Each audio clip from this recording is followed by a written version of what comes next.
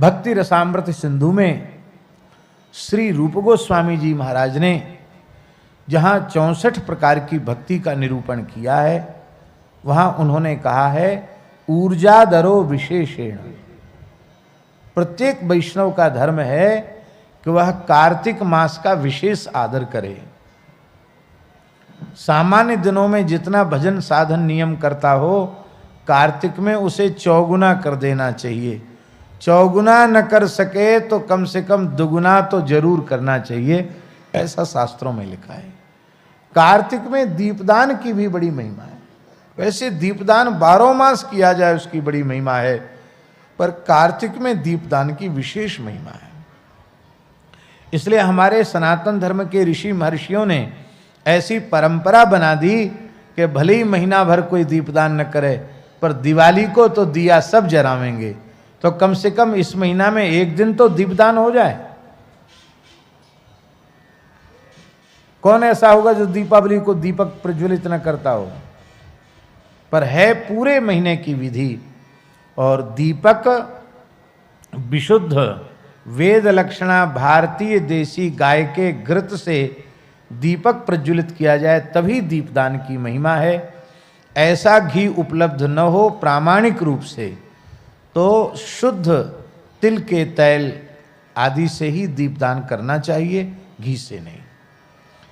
घी से तभी करे जब प्रामाणिक रूप से यह ज्ञात हो कि यह विशुद्धतम वेद लक्षणा भारतीय देसी गाय का ही घृत है। और ये विशुद्धतम जो विशेषण हमने लगाया है, ये बढ़िया से तो तभी संभव है जब आपके घर में गैया हो और आप अपने दूध जमा करके दही बना करके फिर बिलौना का घी निकालें, वो सबसे उत्तम है। इससे उत्तम कोई दूसरा नहीं। नहीं तो तेल का दीपक।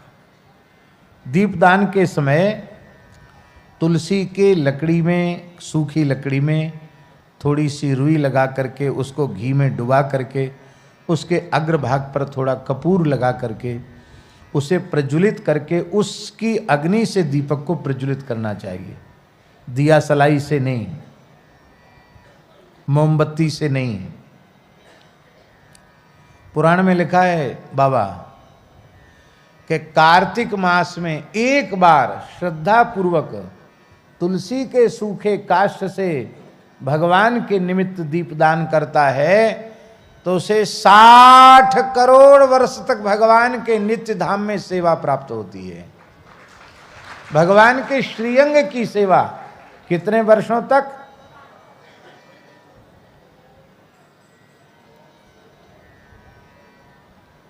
और जो बिना गिनती के दिया पे दिया प्रज्वलित करते हैं उनका तो, इसलिए हम बोलते हैं कि जो वैष्णव हो जाते हैं ना, उनका खाता चित्रगुप्त फाड़ के फेंक देते। कहाँ तक कलम घिसें? इतने पुण्य हैं उनके कि उन पुण्यों की गणना करने के लिए कितना कागज और कितनी कलम कितनी स्याही चाहिए। इसलिए कहते भैया अब तो ये भगवदीय जीव हो गया, अब इसके कोरे कागज पड़े हुए हैं, उस पर तो जय श्री कृष्ण लिखो, श्री कृष्णा शरणम लिखो। अब इसका तो सब खाता समाप्त है। वैष्णव के पुण्य की सीमा नहीं है और दीपदान करके उसका पुण्य अपने पास नहीं रखता।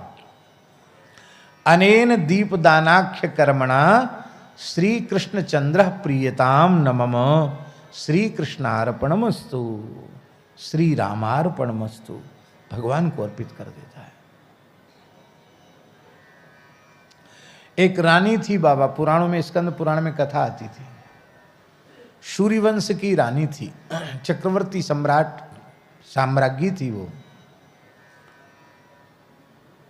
तो वो हमेशा दीपदान करती, बड़ा उसको प्रेम दीपदान में। नदी के, सरयू जी के किनारे दीपदान, पीपल के नीचे दीपदान, तुलसी के नीचे दीपदान, बट के नीचे दीपदान, चौराहे पर दीपदान, आकाश दीपदान, ब्राह्मणों के यहाँ दीपदान, गौशाला में दीपदान। गौशाला में दीपक रखने की बड़ी महिमा है।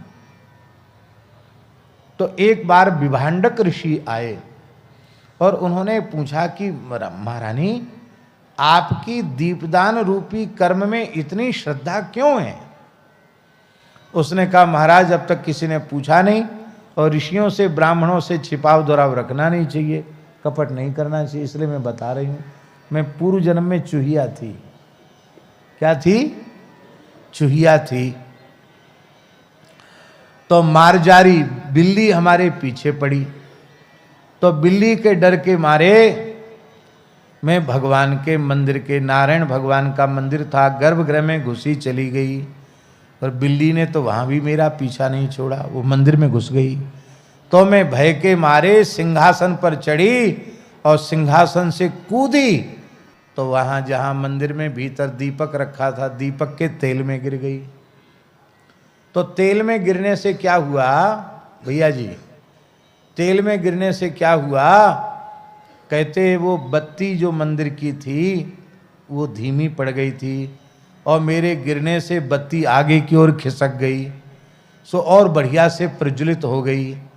उस गरम तेल में गिरने से मेरे तो प्राण चले गए, मैं मर गई। किंतु धोखे से दीपक की बत्ती मेरे द्वारा गुणाक्षर न्याय से आगे खिसक गई थी। उस पुण्य के प्रभाव से मुझे सूर्य लोक की प्राप्ति हुई। कार्तिक मास में धोखे से दीपदान हो गया। दिया काऊ को, बत्ती काऊ की, तेल काऊ को, मैं तो चूया ही। बचवे के ताई मैंने छलांग लगाई और सौभाग्य से गिर गई दीपक के तेल में, बत्ती आगे बढ़ गई। तो उसके पुण्य के प्रभाव से मुझे सूर्य लोक की प्राप्ति हुई। और सूर्य लोक में सुख भोगने के बाद मैं चक्रवर्ती, सूर्य वंश के चक्रवर्ती सम्राट की साम्राज्ञी बनी। मुझे अपनी पूर्व जन्म की स्मृति में चूहिया थी, धोखे से दीपदान हो गया, तब उसकी इतनी महिमा है। और श्रद्धा पूर्वक दीपदान करें तब तो हमारे हृदय का अविद्या का अंधकार मिट जाएगा और सदा सर्वदा के लिए भगवान के चरण कमल प्राप्त हो जाएंगे। यहाँ शैलेश जी 60 करोड़ वर्ष की जो बात है ना, वो 60 करोड़ इस अर्थ में है, माने अनंत काल के लिए। 60 का मतलब 60 करोड़ ही मत समझना, 60 करोड़ एक बड़ी संख्या है। बड़ी संख्या का मतलब है अनंत काल के लिए। क्यों? भगवान के धाम की तो मर्यादा है, यद गत्वा न निवर्तन्ते तद्धाम परमम मम। पर कुछ न कुछ तो कहना पड़ेगा, इसलिए 60 करोड़ की एक सीमा बता दी कि एक बार दीपदान कार्तिक में कर ले तो 60 करोड़ वर्ष तक की और भगवान की नित्य धाम में नित्य सन्निधि और भगवान का नित्य कैंकर्य प्राप्त होता है।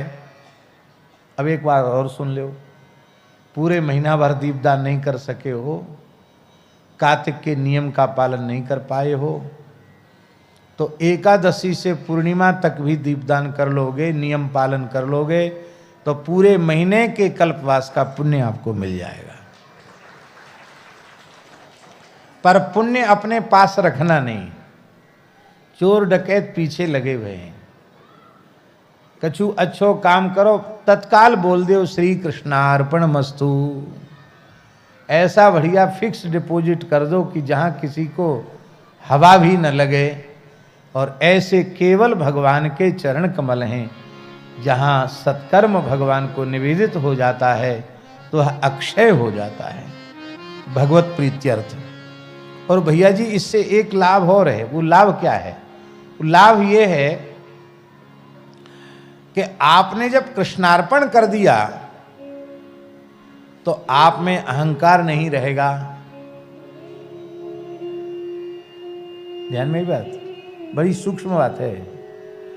और कृष्णार्पण करने के बाद भी अहंकार है कि मैंने इतना नाम, इतने लाख, इतने करोड़ नाम जप किया, या मैंने इतना दान किया, मैंने इतना पुण्य किया, तो इसका मतलब झूठ बोल रहे हो, तुमने कृष्णार्पण किया ही नहीं है। अर्पित कर दिया तो ठाकुर जी का हो गया, अब हम कहने सुनने के अधिकारी नहीं रहे। तो अहंकार से जीव, कर्तृत्वाभिमान से, कर्तापने के अहंकार से जीव बच जाता है। तो कार्तिक में दीपदान की महिमा है। आपने ये बात तो सुनी ही होगी कि संत वेद पढ़ पढ़ के स्वयं वेद का स्वरूप हो जाता है।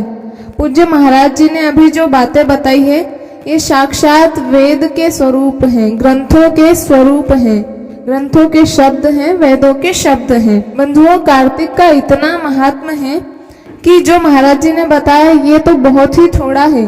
यदि इसकी 1 महीने भर तक भी महात्म्य गाया जाए तब भी कार्तिक का महत्व खत्म नहीं होगा। इसलिए आपसे जितना बन पड़े उतना कार्तिक में अपने भजन को बढ़ाइए और जितना हो सके उतना भजन कीजिएगा।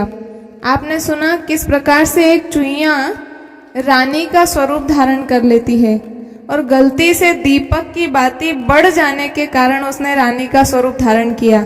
अब विचार कीजिए, यदि पूरे हृदय से, पूरे मन से, श्रद्धा से हमने दीपक प्रज्वलित किया कार्तिक मास में तो कितना फायदा होगा।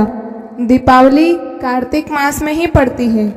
ये हमारे संतों ने, ऋषियों ने इसीलिए बनाए हैं ऐसे नियम, ताकि गलती से भी दीपावली के दिन दीप प्रज्वलित हम कर दें और वो दीप कार्तिक मास में प्रज्वलित होगा तो उससे अनंत गुना फल मिलेगा। तो इस प्रकार से हम अच्छे अच्छे वीडियो लेकर हमारे चैनल पर आते रहते हैं। आपको यदि ये वीडियो अच्छा लगा हो तो लाइक कीजिएगा, चैनल पर नए हैं तो सब्सक्राइब कीजिएगा। मिलते हैं अगले वीडियो में, तब तक के लिए सभी को हरे कृष्णा, राधे राधे।